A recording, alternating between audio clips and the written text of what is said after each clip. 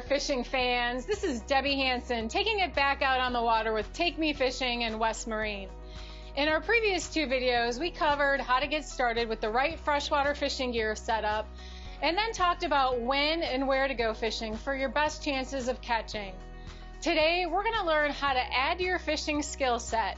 We'll cover how to set the drag on your reel, the differences between live bait and lure fishing, give you a few casting tips, show you how to set the hook when you get a fish, give you tips for reeling in fish, how to land a fish, and how to safely practice catch and release when you get a fish that isn't within the legal regulations or you choose to fish purely for sport.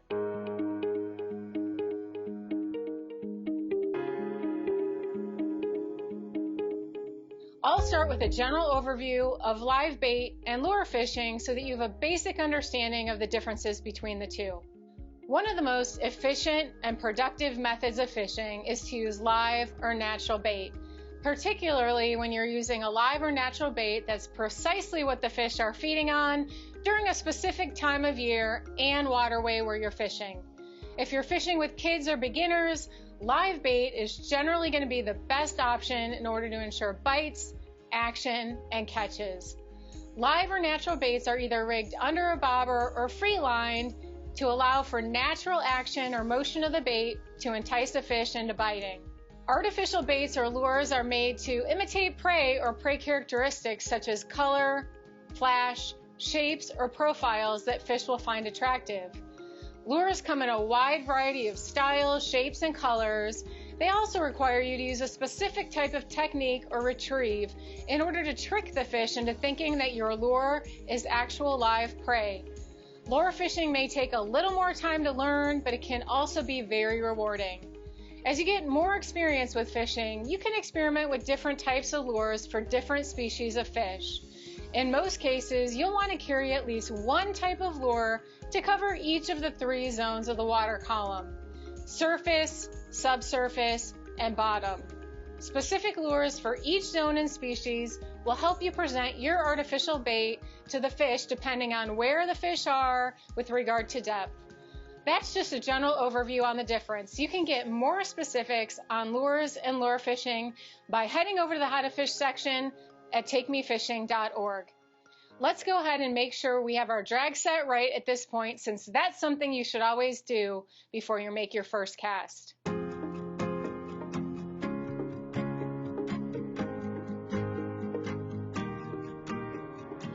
Here's how to set the drag on a spinning reel.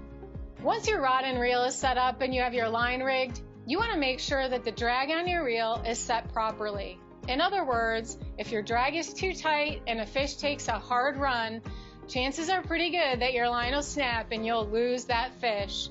Alternatively, if your drag is too loose and your fish takes a dive down toward a bed of weeds or a submerged log, you won't be able to get the fish away from the structure quickly enough.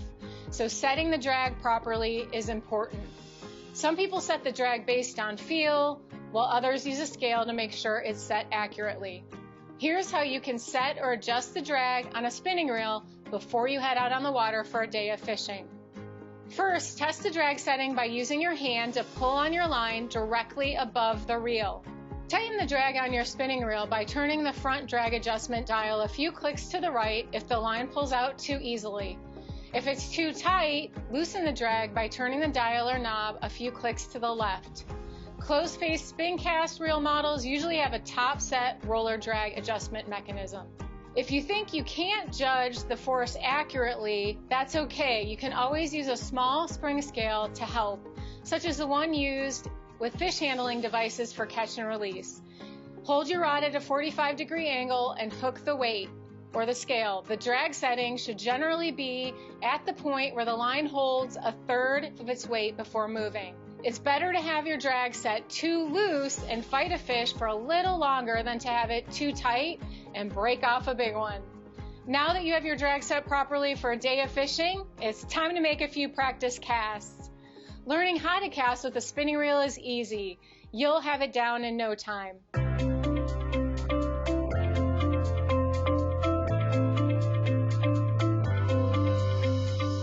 Here's how to cast with a spinning reel.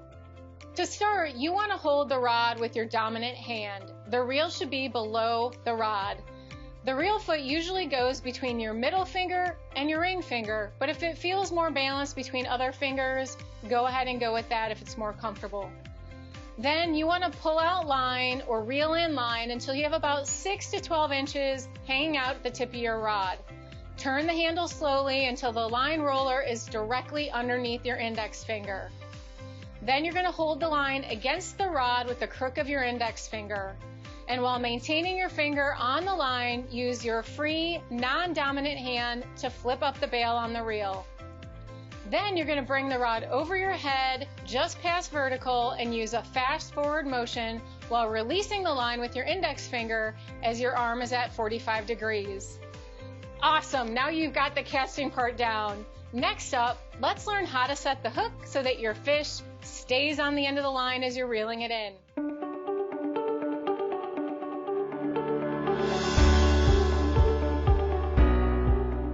Here's how to set the hook. A good rule of thumb to follow when learning how to set the hook is to wait until you feel the weight of the fish on the line before setting it. If the fish is just being cautious and maybe tapping on your fishing line or your bait and not biting it, it's best to wait. Let the fish take the bait and then set the hook once you feel the weight of the fish. You want to pay close attention for signs that a fish is striking, such as your bobber is being pulled completely underwater, you feel a hard tug on your fishing line, or your fishing line starts moving off to either side. That's when you want to reel in any slack so that you feel a connection with the bait or the lure. This helps to increase the sensitivity in the line and allows you to feel the fish strike and be in a better position to set that hook. When the fish strikes and you reel in any slack line, you should feel the fish's weight. Once the slack is gone and you can feel the weight of your fish, remember to keep your elbows in and quickly snap the rod up over your shoulder or off to one side. If doing the latter, you can also twist at the waist to increase the power of your hook set. Immediately following the set, keep steady pressure on the fish and make sure the hook set is secure by cranking the reel a few turns. This is an important step when you're fishing in heavy vegetation or when you're fishing for toothy fish species, as the rod snap is sometimes insufficient to bury the hook's barb through the fish's mouth, and you'll need to crank that reel a few turns in order to finish off the hook set. Now, how hard you set the hook and how fast is going to depend on the fish you're targeting and your presentation technique. Know that soft-mouthed fish or light biting ones such as certain trout only need a steady sweeping hook set, especially if you're using ultralight gear to ensure that you don't pull the hook away from the fish. Conversely, you'll need a hard hook set if fishing for hard-mouthed fish to ensure your hook is secure in the fish's mouth. One exception to setting the hook comes along with the use of a specific type of hook that's often used when saltwater fishing called a circle hook. When fishing with a circle hook, there's no need to set the hook due to the way the hook is shaped, with the point curved back inward towards the shank of the hook. These types of hooks are designed so that they set in the side of the fish's mouth when reeling, preventing them from swallowing the hook.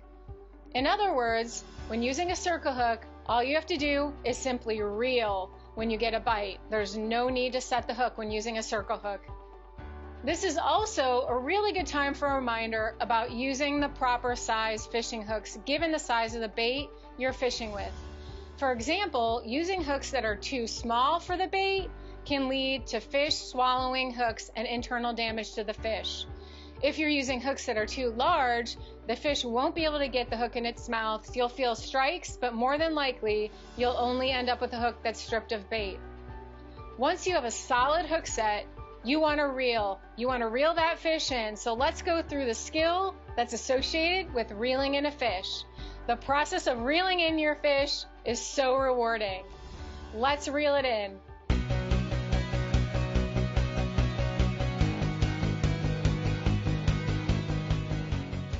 Once a fish strikes your bait or lure and you set the hook, you want to learn what to do to bring that fish towards the shoreline or boat. One of the most important tips to remember is to avoid reeling against the drag. In other words, if the fish is swimming away and you can hear the sound of the drag, don't reel. When the fish is running or taking line, let the fish run while using your fishing rod to steer or guide the fish away from any structure. When you notice that the fish is no longer taking out line or that the fish is slowing down, that's when it's time for you to gain line by reeling. What you want to do is keep your fishing rod up at about a 45-degree angle to the water and maintain some pressure on the fish. Anytime you give the fish slack or remove the pressure, the hook can become dislodged. Then, without reeling the fish in, lift the tip of your rod up like you're trying to point it skyward about 90 degrees. A stronger or heavier fish will often put a major bend in your fishing rod, but don't worry, this is normal and so exciting. Then, reel as you lower the rod tip back down about 45 degrees, keeping even pressure on the fish. When you get the fish close to the shoreline or boat, leave about a rod's length of line. This is going to reduce the chances of the hook coming out of the fish's mouth as you're landing it. You always want to be sure not to reel your line up past your leader or up to the rod tip. The more experience you get reeling in fish, the easier it'll become and the more you'll get a feel for it.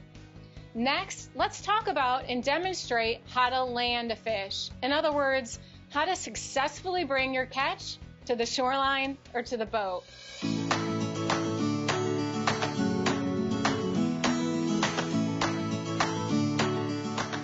Here's how to land a fish. Once you've reeled a fish up to the boat or shoreline, this is what you'll need to do to bring your catch to hand and get that great photo, or put it in the cooler if it's within the legal regulations and you want to bring it home for dinner. As your fish gets closer to the boat or shoreline, drop your entire rod and reel to your waist. If the fish goes under the boat, dip your rod tip down in the water and follow the fish with your rod while keeping steady pressure on the line.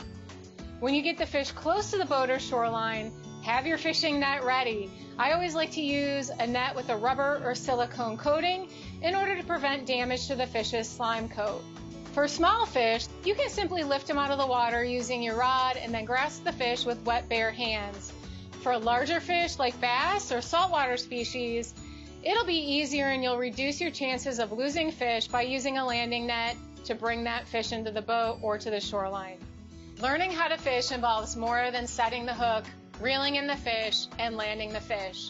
You may decide that you enjoy fishing just for sport and want to practice catch and release, or you may be faced with the need to return the fish to the water due to the fact that it's not within the season or the legal bag limits or local catch and release fishing regulations in particular waterways. Practicing proper catch and release by following these steps will give you the confidence that you know how to release a fish in a way that will protect fish populations for future generations. Understanding how to handle fish and how to release fish in a conservation-friendly manner are the first few steps you can take to help promote fishing conservation. Here's how to safely practice catch and release. First of all, you want to make sure that you use wet hands when handling a fish or a knotless rubberized landing net. This helps maintain the fish's protective slime coat, which is important to its survival because the slime coat prevents parasites and infections. When practicing proper catch and release, never use a towel of any kind because towels or fabrics can also remove the fish's slime coat. You always want to remember to hold the fish horizontally whenever possible, since this is the way a fish naturally swims through the water. Don't drop the fish on any hard surfaces, and keep your fingers away from the gills and eyes of the fish. If needed, use a release tool such as a dehooker or a fish gripper to minimize handling.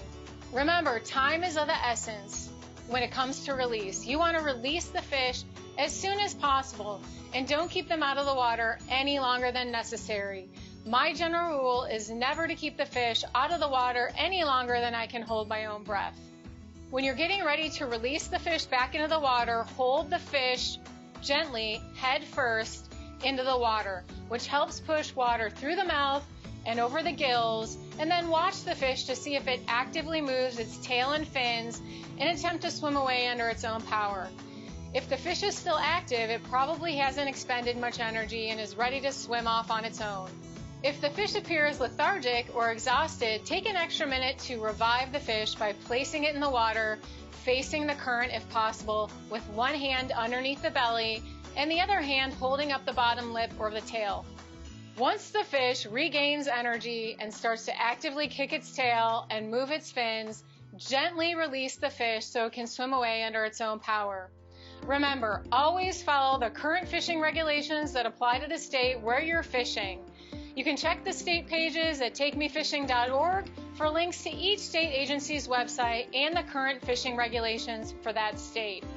Be sure to accurately measure and count your catches in order to abide by the fishing regulations at all times. By following these catch and release best practices, when fish aren't within the legal regulations, you're helping to protect and conserve our state fish populations for future generations of anglers. Since you spent time today adding to your skill set by learning how to set the drag, learning how to cast, landing the fish, and practicing proper catch and release, be sure to tune in for the final video in this series that'll cover tips for getting started with inshore saltwater fishing. We'll talk about checking the tides, saltwater tackling gear, give you suggestions on types of places to saltwater fish with your family, and more.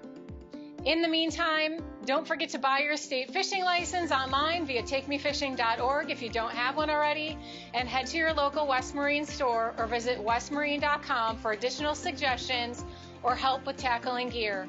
If you're watching this video via YouTube versus live, you can type any questions in the comment section and we'll be sure to answer them for you. Happy casting, and we'll see you again soon.